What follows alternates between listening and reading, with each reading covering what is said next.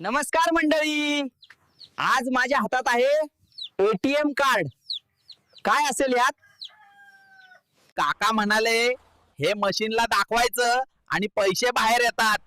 भारीच. Hello machine, माझं नाव बंड्या आहे. पैसे दे लगेच. पिन टाका.